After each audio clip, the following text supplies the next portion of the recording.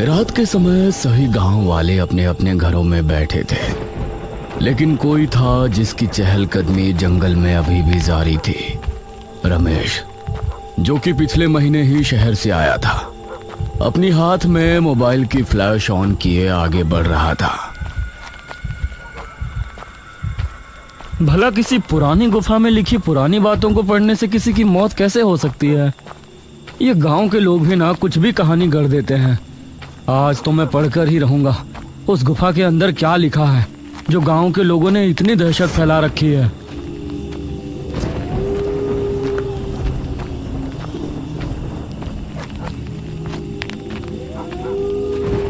कुछ कदम चलने के बाद गुफा उसके सामने थी। वो बिना कदमों को रोके गुफा के अंदर चला गया।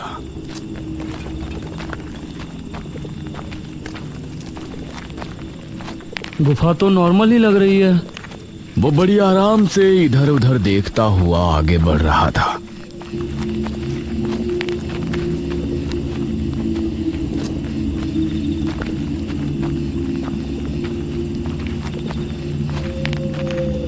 कुछ देर चलने के बाद उसे गुफा की दीवारों पर कुछ अजीब सी आकृतियां नजर आईं, और उनमें से कई आकृतियां बहुत ही भयानक थीं। अब उसे ये थोड़ा अजीब लग रहा था। तभी उसने एक दीवार पर कुछ लिखा हुआ देखा, जो कि संस्कृत भाषा में लिखा था। अरे बाप रे, ये तो कोई बड़ी गाथा लगती है भाई। ऊपर से लेकर नीचे तक की दीवार लिखाई से भरी है। उसने दीवार पर लिखी बातों को पढ़ना शुरू किया और धीरे धीरे उसकी आंखें बड़ी होती चली गईं। जब वो दीवार की आखिरी लाइंस पर पहुंचा तो अचानक से उसके चेहरे के रंग उड़ गए। उसकी आंखें खौफ से बड़ी हो गईं। उसकी सांसें तेज तेज चलने लगी। हे भगवान, ये मैंने क्या कर दिया? वो उसी समय वहां से भाग निकला और गांव की तरफ रवाना हुआ।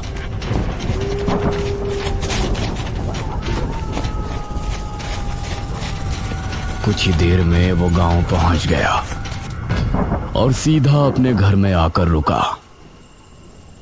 हे भगवान, मेरी रक्षा करना।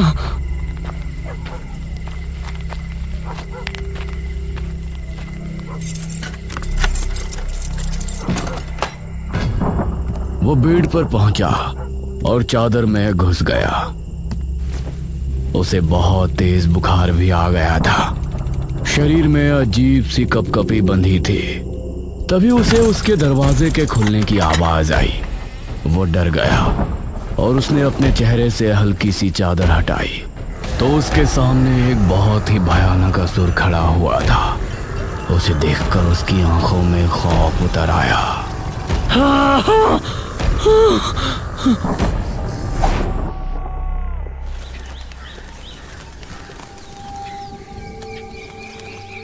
सुबह होने पर उसका दूधिया दूध देने के लिए आया।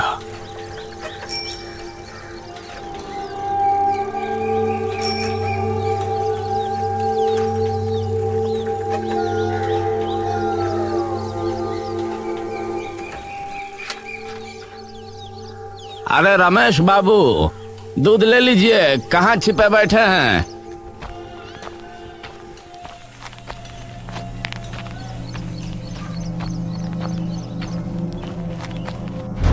दूधिया ने देखा कि रमेश की लाश जमीन पर पड़ी है। उसकी आंखें खुली थीं, जिनमें छाया खौफ देखकर यह समझ आ रहा था कि उसने मरने से पहले कोई बहुत भयानक चीज देखी है। कुछ दिन बाद गांव में एक टांगा आया।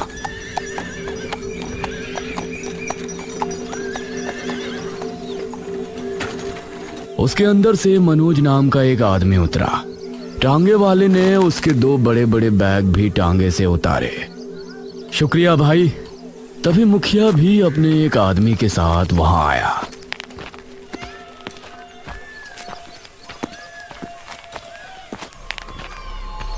अरे अरे मास्टर साहब, आप क्यों ये संदूक उठा रहे हैं? ये काम करने के लिए तो हमारे आदमी है ना। अब मुखिया जी नमस्ते। लगता है आपने मुझे पहचान लिया। हाँ हाँ, मेरी बाबू से बात हुई थी। हम इस बात से बहुत खुश हैं कि आप हमारे गांव के अशिक्षित लोगों को शिक्षा देने के इरादे से आए हैं। मुखिया जी, मुझे एक घर रहने के लिए मिला है, क्या आप मुझे वहां तक छुड़वा देंगे? हाँ हाँ, मैं ही आपको छोड़ने चलता हूँ।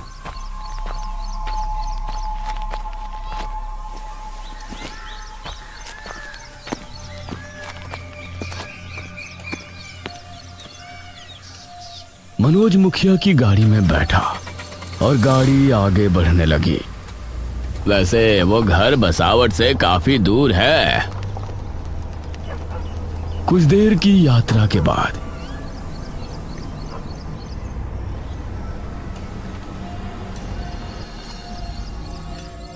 ये उस एक घर पर पहुंचे। एक पुराना सा घर, उसके ठीक पीछे ही नदी बह रही थी और आसपास जंगल था। अरे वाह, ये तो काफी अच्छा है, मुझे ऐसा ही घर चाहिए था। मुखिया के आदमी ने उसके दोनों बैग घर के अंदर रख दिए। मास्टर साहब, आपकी पाठशाला की सफाई का काम आज पूरा हो जाएगा। आप कल से पाठशाला शुरू कर सकते हैं। शुक्रिया मुखिया जी। मुखिया उसे छोड़कर वहां से चला गया।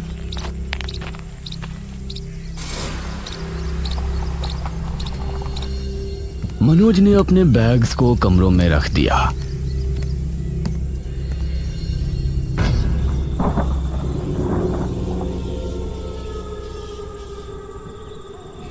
रात हो चली थी और उसे काफी ठंड लग रही थी। हे भगवान, यहां इतनी ठंड क्यों लग रही है?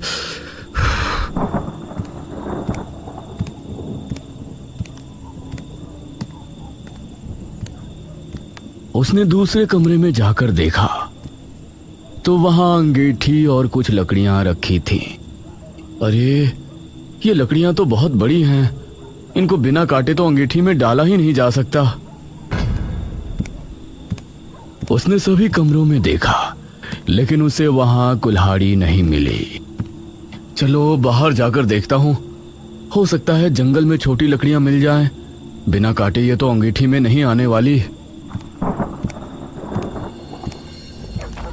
वह घर से बाहर निकला। मौसम काफी ठंड था। उसने देखा कि नदी की तरफ कुछ छोटे पेड़ भी है। उन पेड़ों से छोटी लकड़ियों का इंतजाम हो सकता है। वो नदी के ही तरफ रवाना हुआ। सामने से आती लहरों का नजारा उसे बहुत मनमोहक लग रहा था।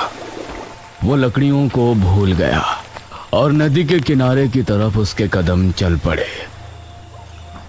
एक लहर आई और उसने आंखें बंद कर उसको महसूस किया। उसके घुटनों तक पानी आया और लहर वापस जाते हुए पानी वो वापस ले गई।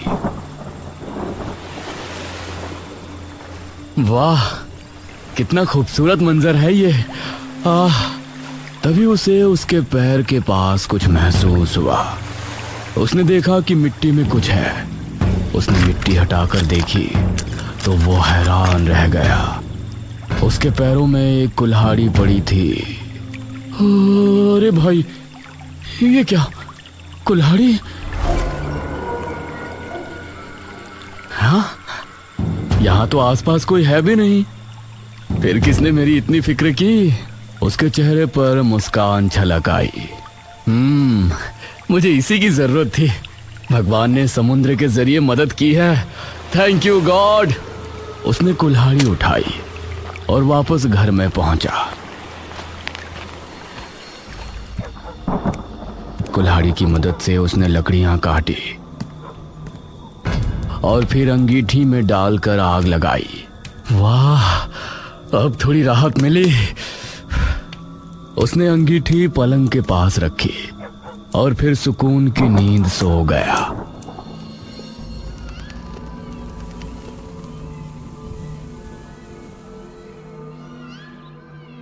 अगली सुबह मनोज अपने पाठशाला में पहुंचा।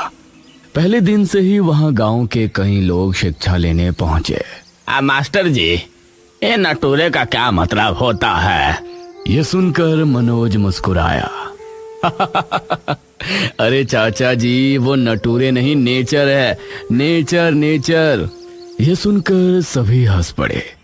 गांव के लोगों को पढ़ाना काफी मुश्किल का काम था, लेकिन मनोज को ये करने में बहुत गर्व महसूस हो रहा था।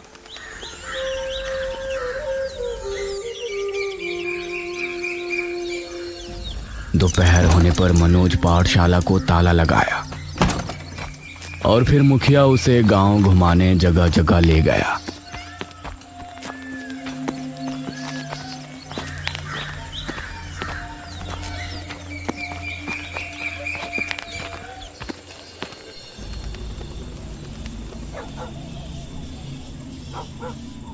शाम होने पर सभी आग के सामने बैठकर बातें करने लगे।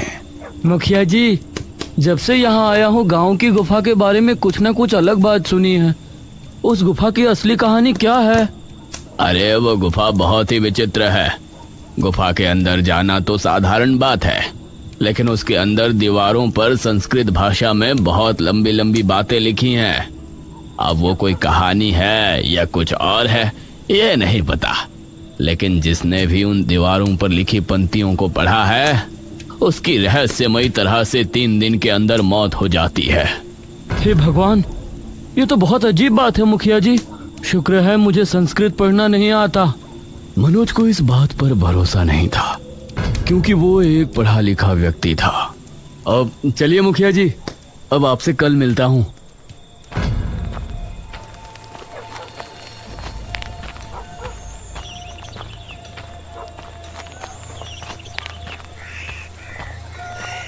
वो फिर अपने घर पहुंच गया।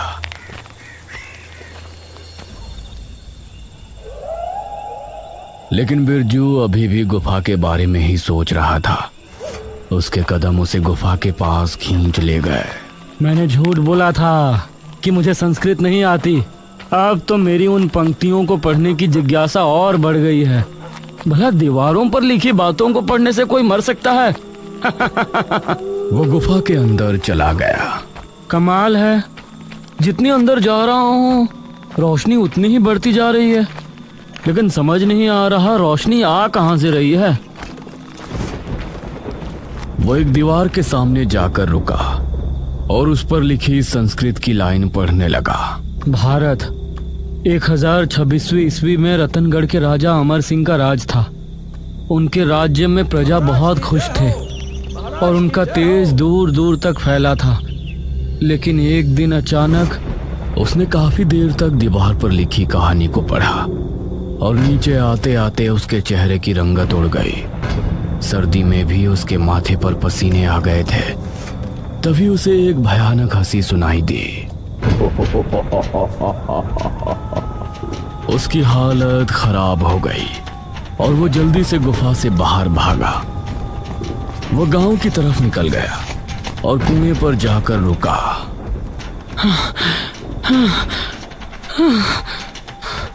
वो लंबी लंबी सांसें लेने लगा। उसे बहुत प्यास भी लगी थी। पानी। उसने कुएं में बाल्टी डाली और ऊपर खींची। उसके बाद उसने पीने के लिए जैसे ही चुल्लू में पानी लिया, वो पानी एकदम लाल हो गया और उसमें से बदबू आने लगी। उसने चुल्लू का पानी फेंक दिया और बाल्टी पर नजर मारी तो उसके अंदर साफ पानी ही था। वो जल्दी से वहां से अपने घर की तरफ भागा। अरे क्या हुआ आपको? इतना हाफ क्यों रहे हैं? कुछ नहीं, खाना लगाओ। उसने अपने डर को छिपाना चाहा, लेकिन इसमें वो नाकाम हो रहा था। खाइए ना, थाली आपके सामने है। उसने एक रोटी तोड़ी और जैसे ही मुंह में रखी तो उसे बहुत ही अजीब सा स्वाद आया और उसने रोटी वापस उगल दी। उसने देखा कि थाली में सब्जी की जगह कीड़े रेंग रहे हैं। अरे क्या हुआ आपको? जब बिंदिया ने देखा तो प्लेट में खाना ही था। वो कीड़े सिर्फ बिरजू को ही नजर आए थे। कुछ नहीं, वो मुझे भूख नहीं है। वो बिस्तर में गया और बुरी तरह से कांपने लगा। उसकी बीवी बिंदिया को उसकी बहुत चिंता होने लगी। अगले दिन सुबह 7 बजे मनोज की आंख खुली। उसने उठते ही खिड़की से नदी का नजारा देखा। वाह, कितना खूबसूरत नजारा है। ठीक 8 बजे वो पाठशाला पहुंचा और पढ़ाने का काम शुरू किया और शाम होने तक वो मुखिया के साथ ही रहा। उस समय बिरजू भी काम से अपने घर को लौट रहा था। तभी उसे अपने पीछे से अचानक भारी कदमों की आवाज सुनाई दी। उसने डरते हुए पीछे मुड़कर देखा तो वहां कोई नहीं था। उसने फिर से चलना शुरू किया। वो फिर से कदमों की आवाजें उसे सुनाई देने लगी, लेकिन अब उसने रुकना ठीक नहीं समझा और अपने घर पहुंचा। बिंदिया, बिंदिया घर के अंदर नहीं थी। बिरजू ने मटके से लेकर पानी पिया।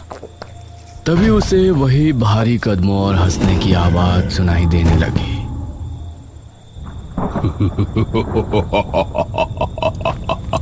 उसने देखा कि ये आवाज उसे स्नान गृह से आ रही थी। वो धीरे धीरे उसकी तरफ बढ़ने लगा। बिंदिया, क्या तुम हो? तभी दरवाजा हल्के से खुला और एक भयानक हाथ दरवाजे पर आया। उसे देखकर वो डर गया और उसने अपने कदमों को पीछे लिया। तभी घर की सारी लाइट बंद हो गई और उसे अंधेरे में 2 लाल चमकती आंखें दिखाई दी।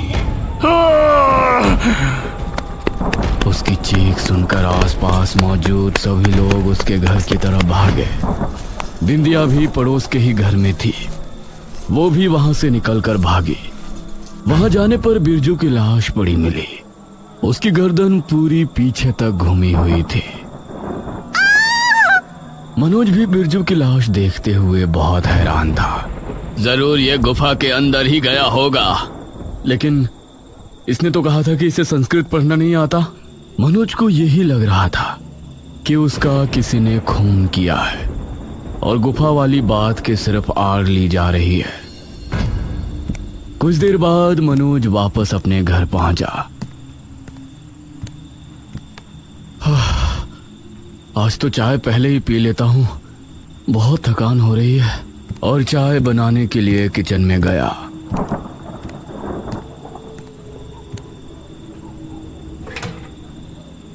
तो पतीला खाली था।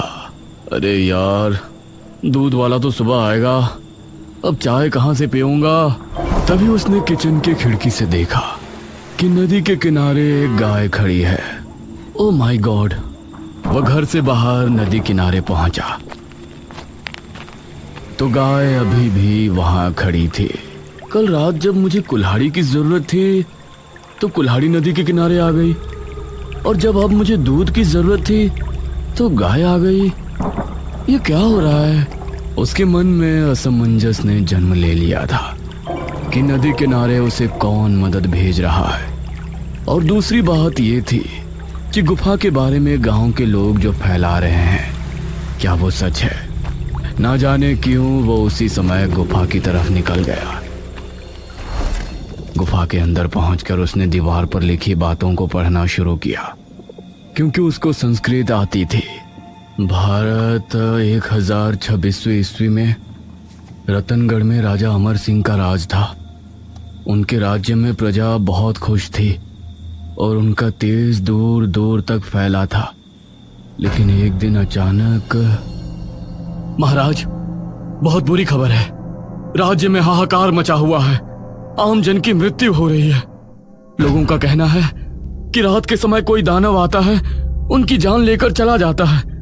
उसे देखने वाले कुछ ही लोग जिंदा हैं और अब तक उसने कई लोगों की जानें ली हैं। अगर वो कोई दानव है तो शीघ्र ही तांत्रिक तारानाथ को बुलाया जाए। अब वही है जो हमें उस दानव से युद्ध करने का तरीका बता सकते हैं। तांत्रिक तारानाथ को बुलाया गया। महाराज, कोई भी दानव भला क्यों हमारे ही राज्य में आकर हाहाकार मचाएगा? हमें नहीं लगता कि यह कोई आम दानव है। महाराज, उस दानव ने जहां आखिरी हमला किया था वहां से हमें कुछ मिला है। क्या मिला है? उसे सामने लाइए मंत्री जी। मंत्री ने ताली बजाई और एक दरबार एक थाली लेकर आया।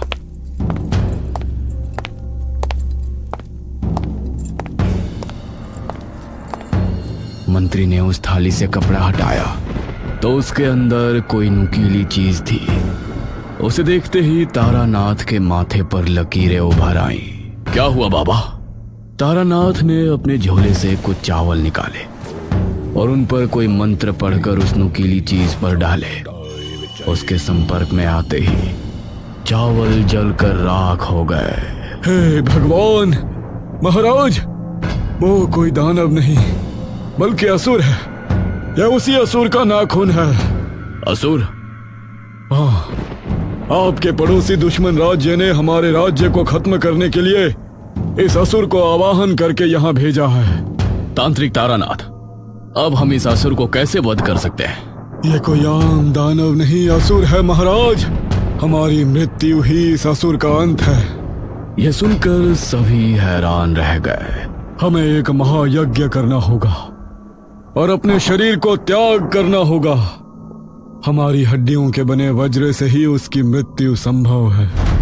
बाबा, क्या और रास्ता नहीं है? नहीं महाराज, हमें हमारी मृत्यु का कोई दुख नहीं है। आपकी रक्षा करते हुए हमारी मृत्यु हो जाए तो इससे अच्छी मृत्यु और क्या होगी। तारानाथ एक गुफा में जाकर यज्ञ में बैठे और 2 दिनों के बाद जब महाराज अमर वहां पहुंचे तो वहां तारानाथ नहीं थे।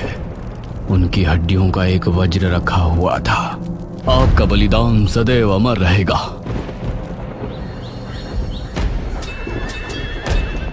अगले दिन राज्य पर दुश्मन राज्य के राजा रुद्र सिंह ने हमला किया।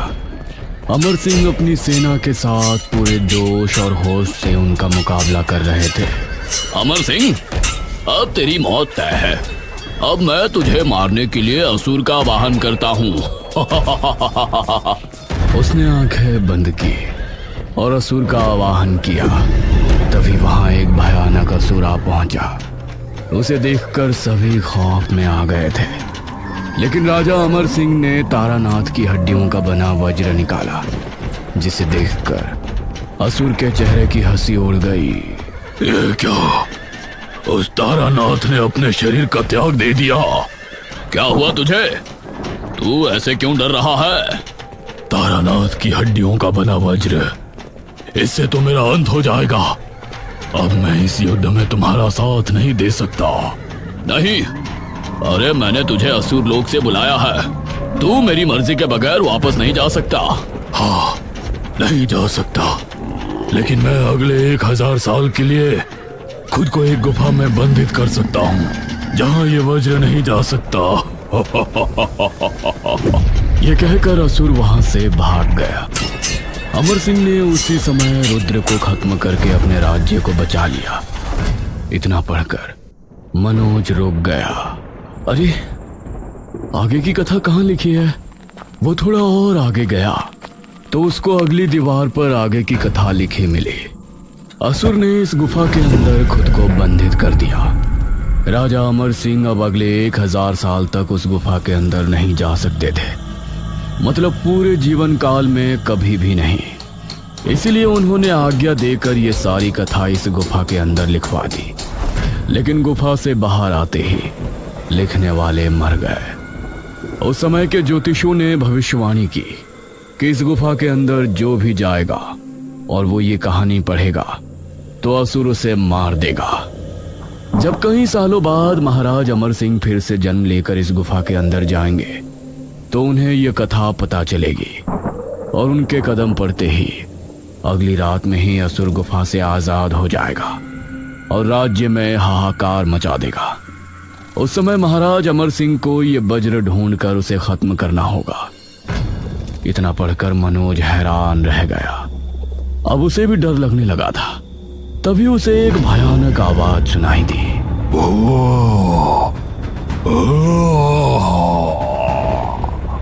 यह आवाज सुनकर मनोज बुरी तरह से डर गया और वहां से भाग निकला। उसे अपने पीछे किसी के आने का अंदेशा हो रहा था। वो बिना पीछे देखे भागता रहा और सीधा अपने घर आकर उसने सांस ली। हे भगवान, मेरी रक्षा करना।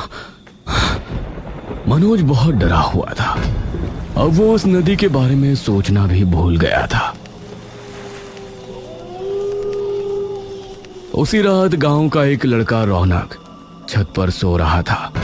तभी उसे भयानक सांसों की आवाज आने लगी। उसने उठकर जैसे ही देखा तो उसके सामने एक बहुत ही भयानक असुर खड़ा हुआ था। असुर की पकड़ से वो खुद को छुड़ा ना सका। अगले ही पल चारों ओर सन्नाटा छा गया।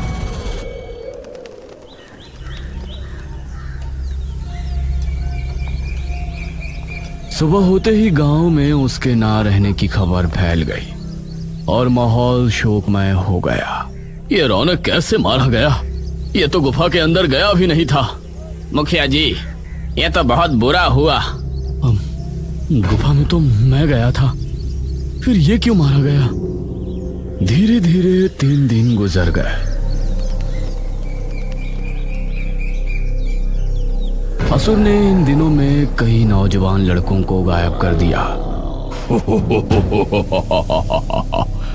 अब मुझे कोई नहीं मार सकता, मैं आजाद हो चुका हूँ। गांव में एक सभा बैठाई गई। पहले तो सिर्फ गुफा में जाने वाला इंसान ही मारा जाता था, लेकिन अब तो बिना गुफा में जाए जो भी लड़का 18 वर्ष हो रहा है उसी का अंत हो रहा है। इसे कैसे रोके मुखिया जी? मनोज मन ही मन अपने बारे में सोच रहा था। मैं गुफा में गया था, मुझे तो कुछ भी नजर नहीं आया, ना ही मेरे साथ कुछ हो रहा है। 3 दिन के बाद भी मैं जिंदा कैसे हूं?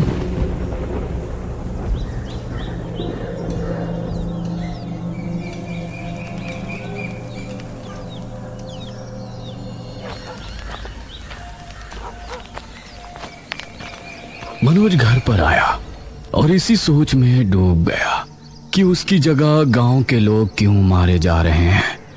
तभी उसकी नजर नदी पर पड़ी। वो बिना कुछ सोचे नदी किनारे गया। तुमने मेरी 2 बार मदद की है, अगर ये कोई इत्तेफाक नहीं है तो मेरी मदद करो। मुझे बताओ कि तुम कौन हो और क्या ताल्लुक है मेरा इस नदी से और गांव में हो रहे खूनों से। तभी उसने देखा कि लहरों के साथ कुछ उसके करीब आ रहा है। वो उसे देखता रहा और पास आने पर पता चला कि वो एक बोट थी जिसमें कोई नहीं था। ये क्या? इसमें तो कोई है ही नहीं, फिर ये यहाँ कैसे पहुंची? मनोज ने उस बोट में बैठ गया। उसके बाद वो अपने आप रवाना हो गई। मनोज को डर भी लग रहा था और हैरानी भी हो रही थी, कहीं उसकी मौत को अलग तरह से तय तो नहीं किया गया।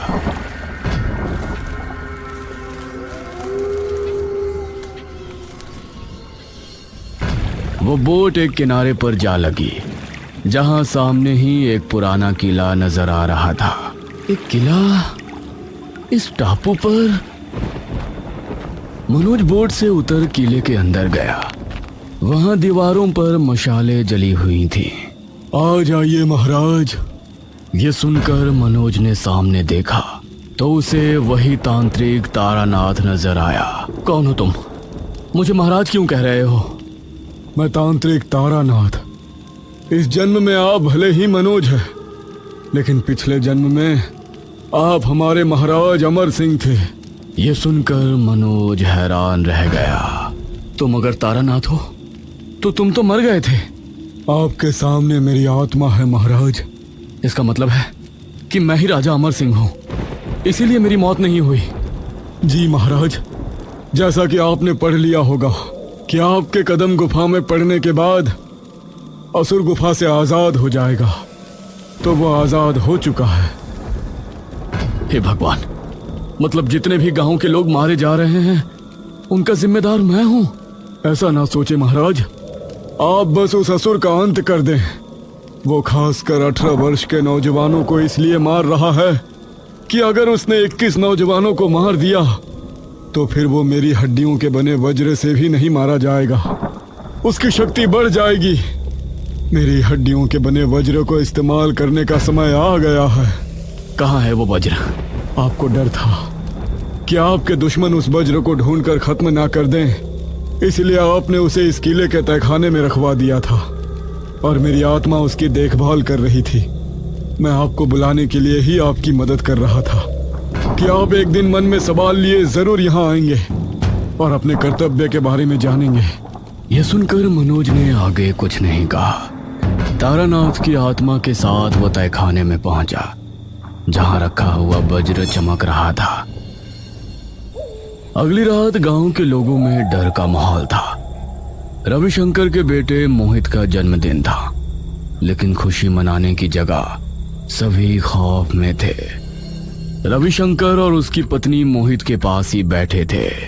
माँ, बाबूजी, आप इस तरह क्यों मेरे सर पर बैठे हैं? मुझे मेरा जन्मदिन मनाना है। अरे बेटा, तुम्हारी जान खतरे में है, हम तुमको अकेला नहीं छोड़ सकते। हाँ, वहीं कुछ लोग घर के बाहर भी टहल रहे थे। मोहित रविशंकर का इकलौता बेटा है, उसकी मौत नहीं होनी चाहिए। हमें उसे हर हाल में बचाना है। हाँ मुखिया जी। तभी इन सभी को भारी कदमों की आवाज सुनाई देने लगी। इन सभी ने पहली बार असुर को आते देखा। इनकी आंखें खौफ से फट पड़ी और दिल बुरी तरह दहल गया। तुम लोग मुझे नहीं रोक सकते। वो रविशंकर के घर की तरफ बढ़ा। तभी कुछ गांव वाले उसकी तरफ भागे। उसने अपने एक ही हाथ से उनको ऐसा धकेला कि वो दूर जा गिरे और फिर उसने रविशंकर के घर का दरवाजा तोड़ दिया। उसे देखकर रविशंकर और उसकी पत्नी डर गए और मोहित का दिल दहल उठा। असुर ने आगे बढ़कर मोहित को अपने कंधे पर उठा लिया। तुझे तो मैं गुफा में ले जाकर आराम से खाऊंगा। वो मोहित को लेकर घर से निकला। तभी उसके सामने मनोज आ गया। छोड़ दे इसको असुर, छोड़। ओह, तो तू मुझे रोकेगा? उसने मनोज को धक्का देना चाहा, लेकिन उसे छूते ही असुर को एक झटका सा लगा। मोहित उसके हाथ से छूट गया और उसके माता पिता ने उसे खुद से चिमटा लिया। यह कैसे हो सकता है? मैं तो तुझे मच्छर की तरह मसलने की शक्ति रखता हूँ। तभी मनोज ने अपने पीछे छिपाया हुआ वज्र निकाला, जिसे देखकर असुर हैरान रह गया। मैं कोई आम इंसान नहीं, राजा अमर सिंह हूँ। तेरी मौत। यह सुनकर असुर के चेहरे पर खौफ उतर आया। वो वहां से भागने लगा। तभी मनोज ने आगे बढ़कर उसके सीने में वज्र घोंट दिया। असुर बुरी तरह से हंकार भरने लगा। सभी गांव के लोग वहां इकट्ठे हो गए।